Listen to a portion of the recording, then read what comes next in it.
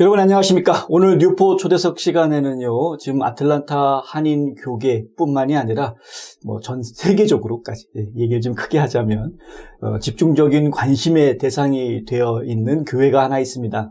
베델교회라는 교회인데요. 이 베델교회의 담임 목사님인 이혜진 목사님 지금 자리에 모셨습니다. 안녕하십니까? 안녕하세요. 네, 저희가 같은 목사님을 스튜디오에 두 번 모신 건 처음입니다. 영광입니다. 네, 정말 이렇게 될 줄은 몰랐는데 네. 그 사이에 또 많은 일들이 있었더라고요. 맞습니다. 네, 지난번에 저희 인터뷰 해주실 때에도 좀 울림이 있는 이야기들을 해주셔서 저희가 기억에 남는데 오늘 저희가 모시게 된 데는 크게 이제 두 가지 이유가 있습니다. 하나는 책을 내셨어요. 네네. 네. 아틀란타에 있는 한인 목회자가 두란노에서 책을 낸 경우는 흔한 경우는 아니어서. 그렇군요. 네네. 네. 그래서 한번 궁금했고요. 그리고 이제 또 하나는 이 동남부 지역에서 가장 큰 한인 교회가 될지도 모른다라는 이제 비전이 저희가 뉴스로 보도를 해드렸습니다만은, 그래서 그 이야기를 좀 듣고 싶어서 모셨습니다. 자, 책 얘기부터 먼저 해볼까요? 네. 네. 어떻게 해서 내시게 되셨나요? 단순합니다. 저희가 개척했을 때부터 제가 아침 묵상을 써서 카톡으로 우리 성도님들에게 보내드렸어요. 네. 그걸로 이제 창세기, 출애굽기, 시편, 이렇게 냈었는데, 네. 이번에 잠언은 두란노에서 감사하게도 이렇게 책을 출판하면 좋겠다는 이야기가 있어서, 네. 저희가 내게 됐죠. 두란노 쪽에서 먼저 연락이 오고. 네네네. 그렇습니다. 어떻게 알고 왔죠? 그러게요. 참 감사한 일인 것 같습니다. 다른 성경도 많았을 텐데 굳이 잠언을 가지고 책을 내시게 된 계기가 있나요?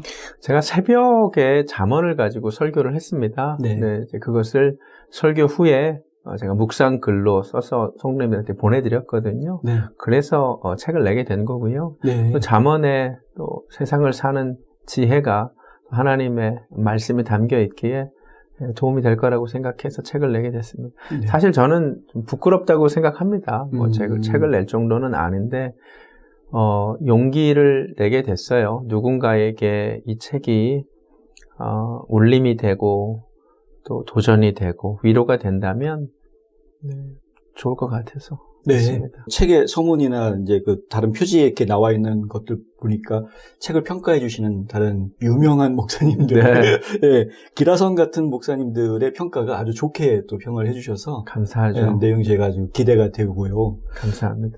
이왕 책 내셨으니까 또 다음 편 또 기획하고 계신가요? 지금 우리 교회 스토리를 책으로 내면 좋겠다는 오. 제안들이 좀 있고요. 네. 제가 올해 40일 특세를 네. 했는데 기도를 가지고 주제로 설교를 했습니다. 네. 40일 중에 31번 제가 기도에 대해 설교를 했는데 네. 이것을 책으로 내면 좋겠다. 그래서 매일 배우는 기도, 과제, 한 출판사가 또 출간을 요청해서 네. 긍정적으로 생각하고 있습니다. 그러시군요. 네네. 기도라는 건 정말 중요한 이슈이긴 한데 저희가 참 놓치기 쉬운 게 많은 것 같아요. 네. 네. 그리고 기도를 해보면 자꾸 했던 기도 반복하게 돼요. 맞습니다. 그걸 벗어날 수 있는 뭐가 있나요? 모든 게 배워야 되는데 저희가 31번 제가 말씀을 전하면서 저도 많이 배웠고요. 네. 우리가 알고 있는 것보다 기도의 세계가 정말 더 깊고 기도에 대해서 좀 배운 다음에 하면 더 좋을 것 같아서 아마 도움이 되실 것 같습니다. 알겠습니다. 예. 네. 기도의 힘이 정말 엄청나다는 거는 많은 분들이 다 알고 계실 테니까. 네. 책 얘기 나왔으니까 말인데 책 나오고 나서 네네. 그 다음에 어떤 이렇게 소식이 온다거나 다른 그 책으로 인해서 일어난 다른 일들이 있나요? 그래도 그 책 때문에 잠언을 읽어보고 싶은 마음이 들었다라는 그런 피드백들이 좀 있었고요. 그래서 너무 감사했습니다. 네. 그리고 저를 그냥 사랑해 주시는 분들이 사주시는 것 같습니다. 바로 이 책인데요. 아침 잠언이라는 이 책인데 여러 파트로 나뉘어져 있는 것도 기획을 직접 하신 건가요? 아닙니다. 그건 두란노에서 했습니다. 저는 잠언을 그냥 차례로 설교했는데 네. 두란노에서 9개 주제로 분류를 해가지고 아주 편집을 잘 했더라고요. 네. 자, 이 책은 어디서 구할 수 있을까요? 온라인 서점을 통하여 전 세계 어디서든 사실 수 있습니다. 네. 잠언 좋은 건 다들 아시겠죠. 솔로몬의 지혜서라서 많은 분들이 이 잠언을 통해서 지혜를 얻으려고 하시는 분들이 많은 건 저희도 아는데, 근데 그 지혜를 한 번 더 묵상해서 재벌구이라고 생각하셔야 되겠습니다. 네. 여기 그 엑기스를 또 뽑아내신 거니까요. 관심 있으신 분들은 서점에서 아침 잠언, 두란노에서 나온 책인데 한번 보시면 좋겠다는, 그 내용이 상당히 주제별로 간결하게 짧습니다. 2페이지 정도? 그게 짧게 되어 있었어요. 카톡에 들어갈 만한 길이었기 때문에 짧게 그렇군요. 썼습니다. 요즘 현대인들한테는 오히려 더 잘 맞는 것 같아요. 그렇습니다. 네. 좋습니다. 알겠습니다. 자, 우리 애틀란타에 이렇게 성경을 가지고 책을 내시는 목사님이 있다는 것도 상당히 좋은 일이고요. 그런데 이 베들교회가 이제 설립된 지 8년 반? 네네, 맞습니다. 8년 반밖에 안 됐는데 가장 큰 성전을 구하게 됐다라는 얘기를 제가 들었어요. 네. 근데 저희가 영상을 이제 영상 뉴스에 가지고 올렸는데 네네. 그 영상을 많은 분들이 보셨습니다. 맞습니다. 그리고 나서 좋은 피드백만 있는 게 아니었어요. 그러겠죠. 네. 가장 많이 나왔던 이야기가 교회가 성전이냐. 그러니까 이제 교회 건물을 가지고 교회라고 얘기하면 곤란하지 않느냐. 뭐 이런 지적을 자꾸 하시더라고요. 의도를 이해를 못 하셨던 것 같은데. 네. 설명을 좀 해주시죠. 우리 몸이 성전이고요. 그리고 우리가 그 예배드리는 그 곳이 성전 되기를 원하는 거죠. 우리가 그 건물 자체를 뭐 우상시 하자는 것도 아니고, 그리고 하나님께서 그곳에 예배할 수 있는 처소를 허락해 주셨으니까 그곳에 하나님의 임재가 없다면 그냥 벽돌더미에 불과하겠죠. 근데 우리는 하나님이 임재하시는 성전 되기를 원합니다. 모세의 성막도 그냥 텐트죠. 그러나 그곳에 하나님이 임재하셨기 때문에 성전이 된 거고, 솔로몬 성전도 사람이 아무리 지었어도 그곳에 하나님이 임재하지 않으셨다면 아무 의미가 없는데 성전이 된 거죠. 네. 그리고 이제 신약 시대에 성령님께서 우리 몸에 거하심으로 우리 몸도 성전이 된 거죠. 네. 그러나 사도행전을 보면 성령 받은 성도들이 매일 성전에서 모였다라고 성경에 기록되어 있습니다. 네. 성경 자체가 계속해서 그 공간도 성전이라고 부르고 있다는 것을 우리가 간과해서는 안 되죠. 네. 우리가 공간을 뭐 우상시하겠다는 것이 전혀 아니고요. 하나님께 예배드릴 수 있는 예배 처소가 저희는 벽돌더미가 아니라 성전 되기를 원하고 하나님께서 저는 기뻐하신다고 봅니다. 사실 그러니까 저희가 뉴스로 보도를 해드리 어떤 가장 큰 이유는 뭐였냐면 그냥 교인들이 모여가지고 예배당이 필요해서 성전을 샀다 이런 개념이 아니었기 때문에 제가 소개를 해드린 거였거든요. 무려 3번의 그 과정이 있었습니다. 그러니까 이게 첫 번째 건물이 아니고 3번째 건물이 돼버린 셈이에요. 첫 번째는 건물을 짓질 않았지만 첫 번째는 땅을 사셨었고. 네네. 맞습니다. 근데 그 땅을 사고 나서 거기에 성전을 건축하려고 했던 게 원래 첫 번째 계획이었는데. 맞습니다. 그 계획대로 안 되셨단 말이죠. 맞습니다. 네네. 예. 근데 그 계획대로 안 된 거에 대해서 너무 덤덤하게 받아들이셨던 거 아니냐. 네. 은행의 대출 불가 소식에 이혜진 담임 목사는 교인들에게 이렇게 말했습니다. 주님이 NO 하시면 그게 유익한 일로 믿고 받는 것이 더 좋습니다. 그래서 여러분 하나님의 NO에 너무 서운해하지 마세요. 하나님 더 좋은 거 주십니다. 그때 심정. 인생은 해석이잖아요. 네, 인생은 해석. 네네. 근데 우리가 말씀을 읽잖아요. 네. 근데 말씀을 보면 하나님께서 내 생각과 너의 생각은 다르고 나의 길은 너의 길과 다른데 나의 생각과 나의 길이 너의 생각과 길보다 높다라고 하셨거든요. 네.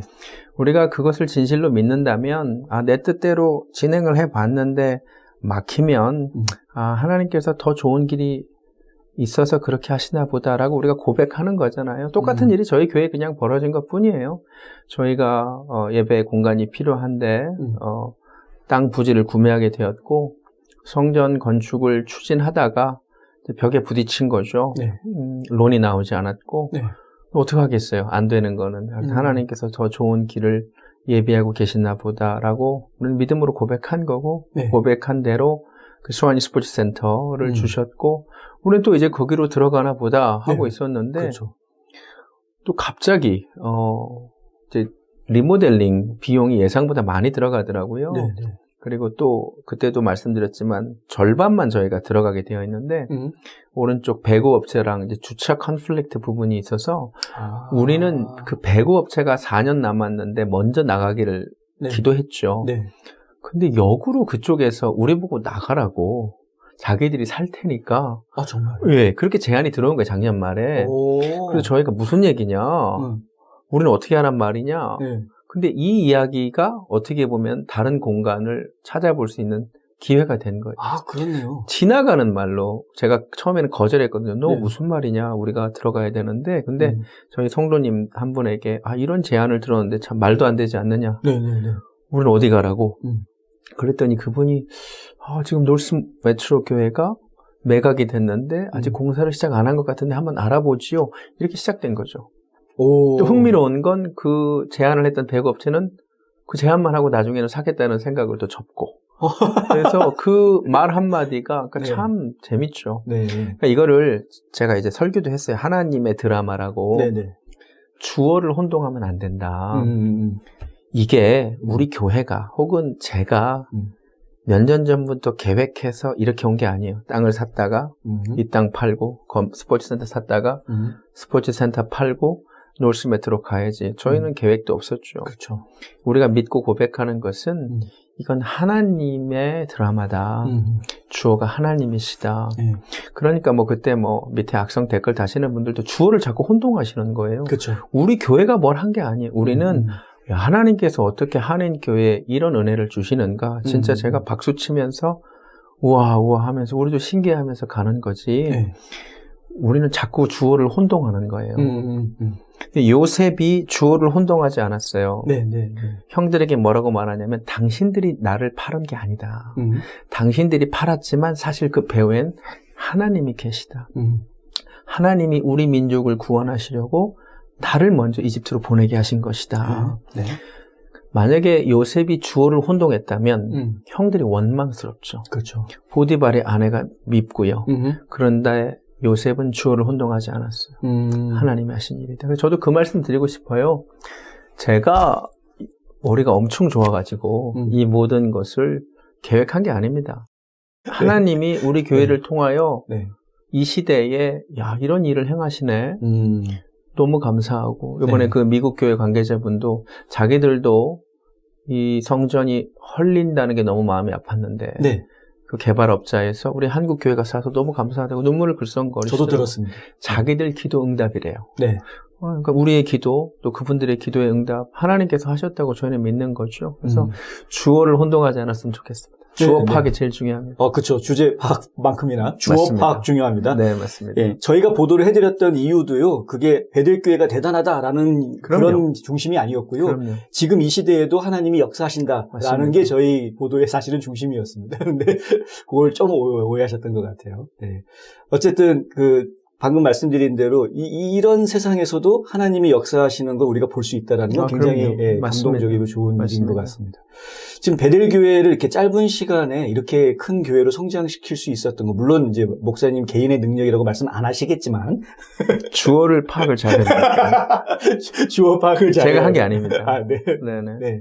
사실은 근데 그런 역사가 다른 교회도 다 있어야 되는데 왜 유독 베델교회에서는 그게 눈에 띄게 좀 있었을까요? 그 이제 하나님께 이 각본을 쓰고 계시는 하나님께 그거는 이제 여쭤봐야 될 부분이고 제가 비슷한 질문은 무수히 많이 받습니다. 근데 하나님의 뜻과 계획이 있으셔서 반전의 역사를 행하고 계시는 것 같아요. 개척이 안 되고 부흥이 안 되고 사실 이민교회는 희망이 없다라고 말하는 이 시대에 아무도 기대하지 않았던 아틀란타에서 또 아무도 기대하지 않은 저를 통하여 저를 아무도 기대하지 않았습니다. 사실 진짜요? 지금 결과적으로 봤을 때 제가 마치 목회하기를 너무 잘한 것 같지만 제가 신학교 갔을 때만 해도 저를 아는 대부분의 사람들은 너는 목회보다는 교수가 되는 게 좋겠다. 저도 그렇게 생각했고요. 주변 사람들이 다 그렇게 얘기하니까. 그러니까 저에게 있는 어떤 목회적인 은사와 달란트를 아셨던 분은 하나님 한 분밖에 없으세요. 하나님만 아셨어요. 그러니까 저도 그냥 공부하기 위해 유학을 온 거고 남들이 생각하는 학위 마치고 한국 돌아가서 신학교 교수가 될 계획밖에 없었죠. 그래서 제가 주어를 혼동하면 안 된다는 거예요. 그러니까 하나님이 뭔가 뜻이 있으셔서 특별히 이 시대의 반전의 역사를 행하시려고 하나님이 주권적으로 택하신 거죠. 근데 질그릇에 불과한 자가 무슨 자랑을 할 수 있겠습니까? 하나님이 그냥 써주셔서 감사한 것뿐이죠. 네. 그래도 네네. 일단은 인간이니까 뭔가 계획을 세우고 네네. 예, 뭔가 일을 추진을 하고 하지 않습니까? 네네. 그 과정에서 자기 생각대로만 하는 것도 아니고 나름대로 기도도 하고 당연하죠. 예. 네네. 예, 하는데도 하나님 뜻을 자기가 이해 못하거나 모를 때가 사실 많잖아요. 네. 하나님이 내 앞에 뿅 나타나가지고 이렇게 얘기를 해주시는 게 아니니까. 네네. 근데 어떤 게 하나님 뜻인지를 어떻게 파악하시나요? 문제가 갑자기 너무 커지는데 하나님께서 분명하게 알려주신 뜻은 성경이죠. 네. 네. 성경을 통하여 원칙적으로 알게 되는 거죠. 하나님의 뜻을. 네. 하나님의 뜻은 우리의 거룩함이구나. 항상 기뻐하고 쉬지 말고 기도하고 범사에 감사한 것이 우리 주 예수 그리스도 안에 있는 하나님의 뜻이라고 하셨으니까 그러니까 분명하게 드러난 하나님의 뜻이 있고 성경을 읽다 보면 하나님의 일하심이 있죠. 네. 하나님은 이렇게 일하시는구나. 하나님은 이런 일들을 기뻐하시는구나. 분명히 성경에 기록된 하나님의 뜻이 있고요. 네. 그런데 구체적인 상황 속에서 그것은 우리가 apply를 해야죠. 적용을 그러니까요. 해야죠. 네, 네. 그럴 때 기도하면서 내 속에 계신 성령님의 인도를 잠잠히 따르고 때로는 성령님께서 환경을 통하여 주변 사람들의 입을 통하여 지금 이번 같은 경우도 주변 사람들의 입을 통하여 그리고 환경적으로 하나님이 열어주신 거거든요. 네. 그리고 그리고 기도하는 가운데 머리로는 약간 무리한 일이라고 생각이 되지만 기도하는 가운데 주시는 감동 이거 하나님이 여시는구나. 그래서 40일 저희가 특별 새벽 기도했다 그랬잖아요. 네. 기도하면서 주님께서 주시는 확신과 감동이 없었다면 이 일은 가능하지 않았죠. 그래서 그런 것들을 통하여 물론 우리가 지금은 성경 말씀에 따르면 확실히 다 알지는 못하죠. 네. 부분적으로 알죠. 희미하게 알죠. 그러나 신앙생활 하면서 하나님은 이렇게 인도해 가시는구나. 각각 나름의 가지고 있는 것들이 있죠. 저도 그것에 따라서 이것이 하나님 뜻인가 보다 하고 여기까지 왔죠. 일반적으로 이제 한두 명 있는 교회가 아니고 네네네. 그래도 뭐 지금 이제 제적 인원수가 거의 2,000명 된다고 그렇죠. 들었습니다. 네네. 근데 그런 많은 교인들이 있는 상황에서 교회의 어떤 방향을 세울 때 목사님 뜻과 다른 교인들이 있을 수 있잖아요. 있죠. 당연히 있죠.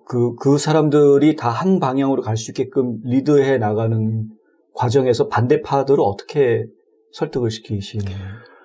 근데 기본적으로 네. 저희 교회는 이런 일들을 이제 적당한 시간에 오픈을 하죠. 오픈을 했을 때 하나님께서 감동을 주시는 것 같아요. 그러니까 저희가 땅을 살 때, 네. 그리고 설계를 변경하여 좀 더 크게 할 때, 그리고 건축을 하지 않기로 하고 건물을 살 때, 네. 그리고 요번에 성전 구매 한 4번에 걸쳐서 하는 모든 회의에 반대표가 나온 적은 한 번도 없었어요. 그래요? 전원 찬성 아니면 기권 오. 2-3명. 특별히 원래 3만 스퀘어핏으로 건축을 하려다가 성도님들이 많이 늘어서 중간에 5만 5천 스퀘어핏으로 설계 변경을 한 적이 있어요. 네. 그때는 이제 돈이 많이 달라지기 때문에 평소에는 거수를 하는데 그때는 무기명 비밀 투표를 했어요. 이거 정말 할까? 네. 그랬는데 전원 찬성이 나왔어요. 오. 다 박수치고. 네. 이번에도 마찬가지. 이번에는 거수했지만 네. 거의 다 전원 찬성하셨습니다. 그러니까 그게 제가 무슨 언변이 엄청나게 좋아서 사람들의 마음을 확 잡았다. 그렇게 생각하면 또 주어를 혼동하는 거고요. 네. 네. 그때 하나님이 주시는 정말 감동이 있어요. 그리고 그 순간 다 설득되지 않더라도 이제 시간이 지나다 보면 우리가 성도님들이 굉장히 성숙하시고 그동안 이제 저와 같이 신앙생활을 하면서 신뢰가 있죠. 네. 그래서 이 길이 제가 이제 설교도 하고 또 추가적인 설명도 하다 보면 성도님들이 아세요. 네. 이건 진짜 하나님이 이렇게 하셨다. 네, 그렇기 때문에 이제 사람은 지정의를 갖춘 존재잖아요. 그러니까 지적으로 동의가 되고 감정적으로 감동이 되면 의지적인 결단이 일어나는데 저희 교회는 지금까지 뭐 거의 큰 문제 없이 물론 이제 반대하시는 분들이 있고 그래서 뭐 교회를 떠나시기도 하지만 굉장히 소수고요. 네. 거의 모든 분들이 함께 가고 있죠. 네. 그것도 참 특이합니다. 그러니까 처음 시작해서부터 지금까지 그 교인들을 훈련시키는 걸 참 잘하셨으니까 저게 가능하지 않았을까라는 생각이 들기는 해요. 그래서 어떻게 보면은 저 교회 가면은 훈련 빡세게 받는 거 아니야? 바빠 죽겠는데. 그럴 수 있습니다. 바빠 죽겠는데 교회 생활을 너무 시간 뺏기면 어떡하지? 뭐 이렇게 걱정하는 분도 있을 수 있을 것 같아요. 뭐 그럴 수 있죠. 그런데 저는 네. 교회 생활이 아니라 이제 신앙 생활을 해야 되는데, 네네네. 저희는 이제 예배, 주일 예배만이 아니라 금요 예배. 저희 교단이 성결교회인데 네. 나는 이름뿐인 성결교회는 무슨 의미가 있느냐? 그렇죠. 성결 운동으로 원래 시작한 게 성결교회라면 성결 운동을 해야 된다. 그래서 홀리클럽이라는 걸 하고요. 아, 네. 또 기독교 에센스, 정말 교회에는 다니면서 정작 우리가 믿는 바를 잘 몰라요. 그냥 어느 날부터 교회를 출석하기 시작하고 교회 예배에 참여하는 것 뿐이죠. 정작 우리가 무엇을 믿는지, 왜 믿는지에 대한 훈련이 너무나 빈약한 거예요. 네. 우리는 머리가 예배하지 못하는 대상을 어떻게 가슴이 예배하겠어요. 그래서 제가 기독교 에센스라는 시간을 1년에 2번씩 하는데 네. 이런 시간들이 빡센 게 아니라 사실 마땅히 있어야 됩니다. 마땅히. 말로는 뭐 그리스도의 군사라고 하면서 기본 군사 훈련도 안 받고 네. 다 예비군들도 아니고 입대하자마자 예비군. 예, 저희 교회는 그러니까 너무 부족해요. 아직도 너무 부족하지만 그래도 적어도 예배, 그 다음에 삶에서 말씀 읽고 기도하고 어떤 경건 훈련하는 것을 저는 미니멈으로 한다고 생각하지 네, 네. 저희 교회가 그렇게 뭐 훈련이 빡세지 않습니다. 네, 저는 네. 이 정도는 당연히 해야 된다고 생각합니다. 그렇군요. 네, 알겠습니다. 네. 네. 일주일에 하루 가는 것도 힘들어하는 사람이 워낙 많아서. 네. 네, 알겠습니다. 그 성전을 쭉 둘러보았을 때 인상적이었던 게 완전히 학교 건물 같았어요. 그런 것 같더라고요. 네. 네. 저도 뭐 제대로 본 건 처음이니까요. 아, 네. 네네. 보시면서 이러면 우리도 학교를 해야 되겠네요.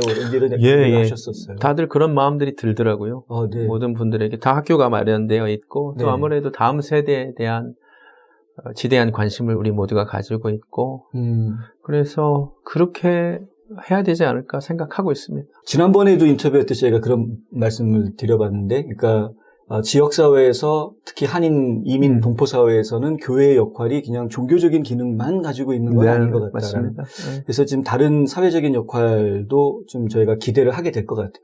본의 아니게 이제 베델교회는 메가처치라는 이름이 붙을 수 있는 이제 규모가 되어가고 있습니다. 그러니까 그렇다면은 메가처치로서 지역사회에 가지고 있는 어떤 사명감, 네. 어떤 생각을 가지고 계신지 듣고 싶습니다. 예, 저는 이제 똑같은 질문을 계속 받고 똑같은 대답을 계속 하죠. 네. 저는 우리가 교회라는 사실을 잊으면 안 된다고 생각합니다. 네. 교회는 예배하기 위해 존재하는 공동체고요. 그래서 하나님께 최고의 예배를 드리는 것이 우리의 존재 목적이라는 사실을 잊으면 안 될 것 같고요. 네. 그리고 그 영혼들이 하나님을 기쁘시게 하는 사람들로 교육되고 훈련되는 곳이기 때문에 당연히 교육 부분이 교회의 중요한 역할 중에 하나라고 생각을 합니다. 특별히 다음 세대가 이렇게 타락하고 이렇게 가치관이 무너져가는 시대에 기독교적인 가치관을 가진 아이들이 교회에서 당연히 양육되어야 된다고 생각하기 때문에 네. 꼭 지역사회를 위한 서비스 차원이라기보다는 네. 교회의 존재 목적 중에 하나가 어떤 기독교적인 교육 기관으로서의 역할을 원래 하는 것입니다. 네. 그래서 이제 교회에 그런 공간까지 주어졌기 때문에 하나님이 그런 공간을 허락하셨는데 그 공간을 놀려서는 안 되겠죠. 네. 그래서 지역 사회를 위한 어떤 그런 교육 기회들이 아마 생겨나지 않을까 생각합니다만 그러나 언제나 그렇다고 세상과 똑같은 학원을 만들어낸다거나 그런 걸 하자는 건 전혀 아니죠. 교회만이 제공할 수 있는 어떤 교육이 더 중요하지 않을까 생각을 저는 계속합니다. 그래서 네. YMCA 다 이런 기관들이 다 기독교 단체였죠. 원래는. 그렇죠. 그러나 기독교적인 색깔이 지금은 다 빠져버리고 예, NGO가 되어버렸죠. 그렇죠. 저는 그런 거를 전혀 하나님이 원하실 거라고 생각하지 않습니다. 저는 교회는 어디까지나 교회여야 한다고 생각합니다. 네. 제가 이런 표현도 언젠가 한번 썼는데 교회는 단일 상품을 파는 곳이지 복음이라고 하는 네. 백화점이 아닙니다. 다 파는 곳이 아닙니다. 그래서 기본적으로 교회는 말씀을 듣고 영혼이 구원받아야 되는 곳이죠. 네. 믿지 않는 분들이 와서 예수님에 대한 얘기를 듣고 삶이 변화되는 곳이라고 생각합니다. 저는 뭐 추호도 이 부분에 대해서 양보할 생각이 없고 네. 그렇습니다. 알겠습니다. 혹시 교회를 빌려주실 생각은 있으신가요? 예, 뭐 어떤 기관이냐에 따라 다르겠지만, 네. 예, 뭐 필요하다면 뭐 교회가 뭐 빌려줄 수 있겠죠. 뭐 네. 우리만 쓰겠다, 뭐 당연히 그런 건 아니죠. 이미 그 교회가 네. 근처 학교 뭐 졸업식 뭐 이런 거 발표회 하는데 막 계속해서 빌려줘 왔던 것 같습니다. 뭐 당연히 우리 교회가 그런 일들을 계속 해야겠죠. 네. 특별히 한인 지역 교회와 한인 지역 사회가 필요한 부분들이 있다면 뭐 우리만 쓰라고 하나님께서 주셨다고 생각하지는 않죠. 다만 이제 메인이 예배가 중심이라는 것만 꼭 말씀드리고 싶습니다. 예, 잘 알겠습니다. 네. 자, 저희 얘기 잘 들으셨죠? 이제 교회가 교회다운 것이 결국은 이 지역사회의 교회로서의 역할을 맞습니다. 하는 거고, 기여하는 것이고, 이것이 이제 이혜진 목사님이 항상 똑같이 제가 질문할 때마다 늘 네. 똑같은 대답을 해주시는 내용이니까요. 하지만 그 말이 또 맞는 말인 것 같습니다. 그것이 사실은 이 사회를 안정되게 만드는 중요한 것이고요. 정치가 해결할 수 있는 부분이 있고, 또 교육이 해결할 수 있는 부분이 있고요. 또 종교가 해결해 줄 수 있는, 그러니까 각자의 영향력으로 해결할 수 있는 문제들이 서로 다 다르게 있기 때문에 교회가 교회 역할을 해주는 것은 굉장히 중요한 것이다라는 말씀 충분히 이해가 되고요. 나오신 김에 하나만 더 여쭤볼게요. 네네네. 최근에 조 바이든 대통령께서 네네. 부활절 주일날을 트랜스젠더 가시성의 날로 선포를 했어요. 우연히 그렇게 된 거라고 이제 주장을 하는 것 같은데, 아무리 우연이라고 하지만은 꼭 그렇게 선포를 했어야 했느냐라는 비판도 지금 또 나오고 있고요. 한쪽에서는. 네. 어떻게 보십니까? 슬프네요. 슬프다. 네, 상당히 슬픈 거죠. 그렇다면.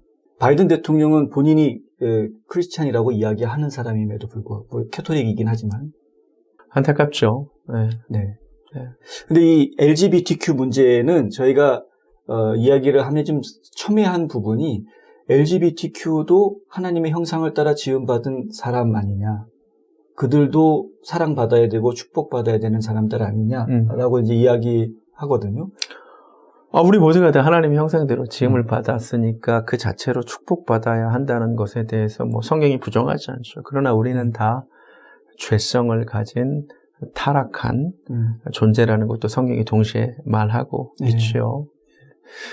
제가 지난번에도 아마 비슷한 답을 드린 것 같은데 이 LGBTQ 문제는 단순한 정치 이슈는 아니에요. 네. 명백히 신앙 이슈죠. 네. 그래서 이제 이 질문을 하시면 제가 피하지 않고 답을 이 부분에 대해서는 제가 합니다. 네. 그분들의 주장의 핵심은 우리는 원래 이렇다. 선천적이다. 그렇죠. 그러니 저지하지 말라. 네네. 저는 양보해서 선천적일 수 있다고 봅니다. 네. 대부분 후천적이라고 생각하지만 그분들의 주장대로 혹 선천적으로 그런 동성애적인 성향을 가진 분이 있다고 치더라도 여전히 죄입니다. 선천적이어도. 어떤 사람은 선천적으로 거짓말을 잘합니다. 죄입니까? 아닙니까? 죄입니다. 죄죠. 네. 어떤 사람은 도벽이 있습니다. 누가 시키지도 않았는데 여전히 죄입니다. 네. 심지어 제가 보기에는 그럴 가능성은 높지는 않습니다만 본인들 주장하는 대로 나는 선천적으로 그런 기질을 갖고 있다 할지라도 여전히 죄입니다. 내가 선천적으로 그걸 한다는 것이 죄의 면죄부를 줄 수는 없습니다. 그리고 우리가 믿기로 하나님의 말씀은 우리의 관절과 골수를 찔러 쪼갠다고 하셨습니다. 하나님은 우리의 심령을 변화시킬 수 있으신 분이십니다. 그렇죠. 우리의 영과 혼과 육을 고치실 수 있는 분이 하나님이십니다. 그렇죠. 제가 드리고 싶은 말씀은 그것입니다. 한 인간으로서 정죄하자는 게 당연히 아니고요. 우리 인간은 약하고 또 악한 존재입니다. 왜 그것을 인정하지 않느냐는 거죠. 하나님께서 죄라고 말씀하신 부분이라면 내가 선천적으로 갖고 있던 문제든 후천적으로 내게 생겨진 문제든 성경이 죄라고 말하면 그 부분을 인정하고 네. 하나님께 나의 연약함과 나의 악함을 내려놓고 하나님의 치료와 하나님의 변화시키심을 기대하자는 거죠. 제가 그 자체를 그분들을 뭐 정죄하자는 게 아니라 제가 지난번에 똑같은 얘기했어요. 동성애만 죄냐? 그렇지 않습니다. 그렇지 않죠. 우리는 동성애의 죄를 짓지 않더라도 다른 죄를 지으니까요. 그렇죠. 그래서 그것만 뭐 특별한 죄다라고 말하자는 건 절대로 아니고요. 다만 이 시대가 너무 그 성적 지향이라는 부분을 지나치게 거의 뭐 동성애 독재가 되어 있죠. 지금 이 부분에 대해서는 분명히 잘못됐다고 말하는 게 목회자의 양심이라고 저는 생각합니다. 정치 이슈라서가 아니라 그렇죠. 신앙의 양심으로 말씀드리는 겁니다. 네. 그래서 아까 이제 교육하고 관련되는 부분들도 네. 결국 이 시대의 교육이 공교육이 무신론적 진화론, 유물론적 진화론에 그렇죠. 바탕을 둔 교육. 뭐 그 교육을 다 거부하자는 것은 또 아닙니다. 배워서 비판도 할 수 있는 거니까요. 그렇지만 안타깝죠. 그리고 잘못된 젠더 이데올로기에 근거한 교육이 행해지고 있기 때문에 어떻게 보면은 결국은 최후의 보루는 교회가 될 수밖에 없지 않는가라고 해서 이제 교육 부분에 대한 관심은 자연스럽게 갈 수밖에 없다라고 생각합니다. 네. 맞네요. 모든 게 이제 다 회복이 돼야 되는 것인데 이제 망가졌던 것들이 다시 회복이 되길 바라는 분들이 굉장히 많으시거든요.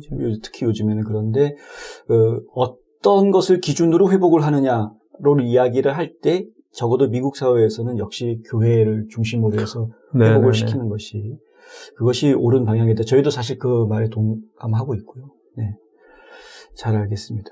그러한 면에서는 하나님이 돌아가신 게 아니고 살아계십니다. 아직도 살아계시고 그럼 일하고 계시고 하나님 놀라운 계획을 가지고 계신 것 같습니다. 그러니까요. 네, 우리가 느끼지 못할 뿐이지 사실은 열심히 일하고 계시는 하나님을 그래서 이런 기회에 이제 베델교회가 이렇게 교회를 옮겨가는 과정 중에 여러 가지 해프닝들이 있었음에도 불구하고 그것을 하나님의 역사로 받아들이고 이것이 하나님의 드라마다라고 이야기하고 고백하는 그러한 모습이 저희가 볼 때는 굉장히 좋아서 그래서 사실 저희가 이제 뉴스로 소개를 해드렸던 거였거든요. 하나님 지금도 이러고 계신다라는 걸 보여드리기 위해서. 그런데 참 주인공이 누구지? 주어를 혼동하면 안 됩니다. 주어를 혼동하시는. 제가 글을 잘못 썼나 봐요. 주어가 빠진 글을 썼나 봐요. 잘 알겠습니다. 자, 이제 지금 있는 예배당에서는 나오셔야 되잖아요. 5월 말에 나와야 됩니다. 5월 말에. 근데 지금 이제 새로 옮길 성전은 내년에야 돼야 그 사이에 어떻게 하시나요, 그러면? 일단 그 스와니 스포츠 센터에서 새벽 예배를 드리는 데는 아무 문제가 없을 것 같습니다. 근데 이제 문제는 말씀드린 대로 주일과 금요일 날 주차 컨플릭트가 심각하고 그리고 저희가 리모델링을 하지 않은 상태에서 지난번에 창립 8주년 예배를 드려보니까 너무 좋은데 음향에 심각한 문제가 있더라고요. 그래서 저희가 지금 한 미국 교회와 접촉하는 중이고요. 상당히 긍정적으로 금요 예배 또 토요 한글학교 주일 예배는 아마 곧 이번 주 아니면 다음 주에 계약이 될 것 같습니다. 그래서 한 10개월 정도 금요 예배 주일 예배는 그 교회에서 새벽 예배는 저희 스포츠 센터에서 드리게 될 것 같습니다. 야, 그래도 광야 생활이죠. 얼마나 좋아요. 그 광야 생활도 그럼요. 비전이 있으니까. 맞습니다. 눈앞에 꿈이 있는데 뭐. 맞습니다. 아주 좋은 훈련의 시간도 될 것 같고요. 저희가 곧바로 6월에 들어가면 아마 감당을 못할 것 같아요. 저희 교회가 지금 가지고 있던 어떤 스트럭처 그리고 생각들이 그 큰 건물을 유지하기에는 매니지하기에는 부족한데 하나님께서 또 훈련의 시간, 준비의 시간으로 삼아주신 것 같아서 저희는 더 감사합니다. 야, 진짜 꿈보다 해몽이라고 해석을 워낙 잘하시고. 인생은 해석입니다. 인생은 해석. 오늘의 주제 것 같습니다. 주어 파악 잘하는 거와. 주어 파악 잘하고 해석을 잘하시면 하나님의 역사하심도 볼 수 있고 마음이 편안해집니다. 야, 대단한데요. 아닙니다. 잘 알겠습니다. 우리 방송을 보시는 한인 동포들한테 목사님으로서 좀 해주시고 싶으신 얘기 마지막으로 좀 부탁드리겠습니다. 제가 최근에 읽은 책 중에 에릭 와이너가 쓴 천재의 지도라는 책이 있었습니다. 원래 책 제목은 천재의 발자취를 찾아서인데 베스트셀러가 되면서 2세를 그렇게 찍은 것입니다. 네. 무슨 얘기를 하냐면 천재는 군집해서 나타난다. 정말요? 고대 그리스 시기에 소크라테스, 플라톤, 아리스토텔레스가 거의 비슷하게 한꺼번에 나타났다. 그렇죠. 르네상스 시기에 레오나르도 다빈치, 네. 미켈란젤로, 네. 라파엘로가 그렇죠. 한 시대에 나타났다. 그렇죠. 또 한 18세기쯤에 오스트리아 빈 언저리에 그러니까. 하이든, 모차르트, 베토벤이 한꺼번에 나타났다. 그렇네요, 진짜. 굉장한 통찰입니다. 네. 무슨 말이냐? 천재는 타고난다기보단 만들어진다는 거죠. 그렇죠. 그 시대가 그 천재를 만들어냈다는 거죠. 고대 그리스 시대는 철학을 숭상했기 때문에 네. 철학의 천재들이 나온 거죠. 르네상스 시대에는 미술과 조각을 숭상했기 때문에 네. 그런 천재들이 나온 거. 또 모차르트, 하이든, 베토벤 시대는 음악을 숭상했기 때문에 네. 저는 굉장히 중요한 통찰이라고 생각합니다. 네. 어떻게 보면 한국 교회에 그동안 기라성 같은 영적 지도자들, 목회자들이 나올 수 있었던 이유는 한때 한국 교회가 목회자들을 굉장히 귀하게 알았던 시간이 있었습니다. 네. 자, 집에서 잘 못 먹는데도 뭐 농사 지으면 첫 열매라고 목사님 갖다 드려라. 그랬죠, 옛날엔 다. 그러니까는 목회자를 귀하게 알던 시대에 한국 교회에도 영적 지도자들이 나왔습니다. 네. 그런데 이 시대가 지도자들이 지금 없어요. 영적인 지도자들이 나오지 않아요. 신학교를 가는 사람들도 없어요. 특별히 그렇죠. 이민교회는 더 심각해요. 이거는 여러분이 만든 겁니다. 이민교회가 그동안 목회자들을 너무 함부로 대했고 뭐 이삿짐이나 날라주는 사람, 나 이민 정착이나 해주는 사람, 그리고 집에 와서 그냥 가십거리, 목회자, 사모, 그 자녀들. 그러니 어려서부터 목회자들이 고생만 하는 것을 보고 이건 사람이 할 짓이 못한다. 그래서 어쩌면 이민교회에 지도자가 나오지 않는 이유는, 영적 지도자가 나오지 않은 이유는 지난 30년간, 40년간 이민교회 성도님들이 그렇게 만들어놨기 때문에 저는 이 문화를 좀 바꿨으면 좋겠습니다. 네. 하나님의 일을 하는 주의 종들을 귀하게 아는 문화가 다시 한번 생겨날 때 교회마다 네. 다시 이 이민교회에 전 영적인 지도자들이 나올 수 있다고 생각합니다. 그래서 결국은 사람 싸움 아닙니까? 결국은 사람 문제잖아요. 네. 그래서 좋은 교회는 좋은 성도님들이 만드신다.